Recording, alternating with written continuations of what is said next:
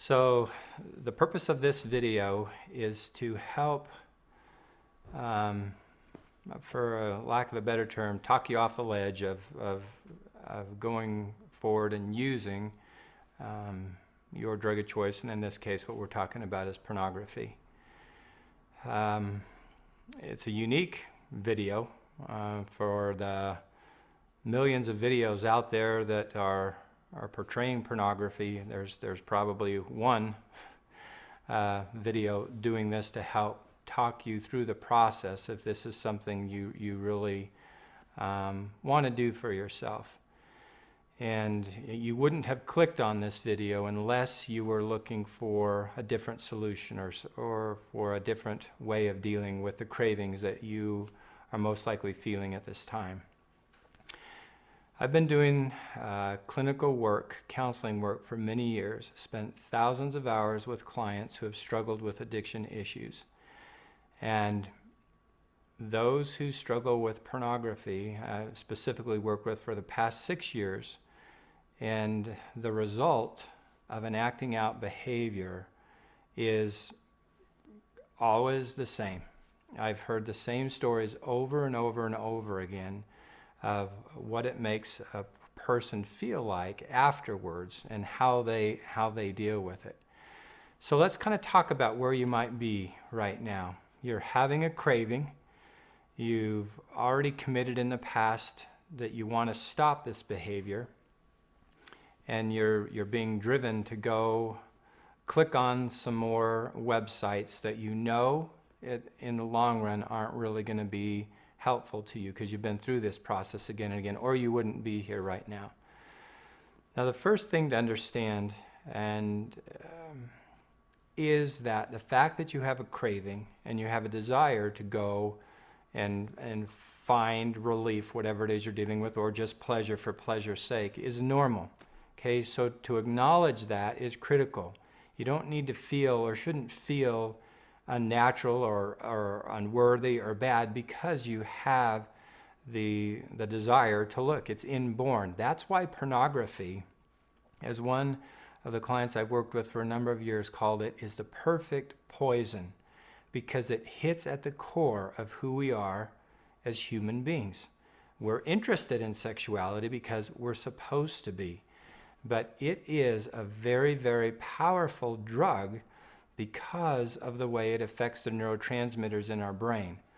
They're one of the best ways to explain a very complex issue, and I know that if you've looked through the InnerGold website at all before, you understand the concept of what I call the two-part brain. As a little model here, I'll just show you briefly. Two-part brain, limbic system is in the black here. This is what's called our primitive brain, instinctive brain. It basically functions on the premise of survival, and it does that by avoiding pain and seeking pleasure. It's just instinctive. This is where our sexual pleasure centers are, and it's largely unconscious. The best way to explain how the two-part brain works is through a metaphor of an iceberg.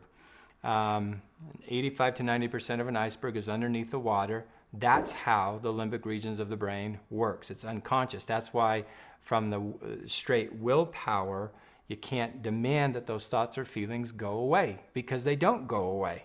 You've experienced that already in your life. After a bad acting out episode, you've made the commitment, right, that you're never going to do that again. Well, and then what happens? It comes back. Unwanted, it still comes back. Now, the other part of the brain that we're talking about here is the prefrontal cortex, and now we know that this is the part of the brain that's the rational, logical, cognitive part of our brain, that's a braking system to learn how to manage with the limbic regions of the brain. So it's the relationship that these two have that determines how we function in the world. And what our purpose is here in this video and through all the other material that you can find on the InnerGold website is to strengthen the prefrontal cortex and to educate it on how to deal with this part. Not that you can crush, kill, destroy this part like most people want to do when they're struggling with an addictive tendency or behavior. They go, I want this thing out of my life forever. Well, It does not work that way, and that's okay. It's okay because it's just the way it is. That's why we got to acknowledge and accept the reality that that's just the way that our two-part brain works. This part here, it's critical to understand, it does not have morals. That's why you've made a commitment in the past not to go use. It doesn't care about that. That's why it's just seeking relief or pleasure. We use an acronym in treatment, BLAST, being bored, lonely, angry, stressed, or tired, or a number of other different emotions. If you don't learn to manage those successfully, then this thing goes on a hunt for something that will take the pain away, and that's where the craving comes from. So what I'd like you to do right now is just kind of ask yourself the question, what's going on in your life? What happened to create the trigger to get you to the point where you feel this craving to act out? And if you really slowly rewind the tape and start asking yourself some questions, you can come to some awarenesses of, oh, this happened and I didn't really deal with it appropriately, or that happened.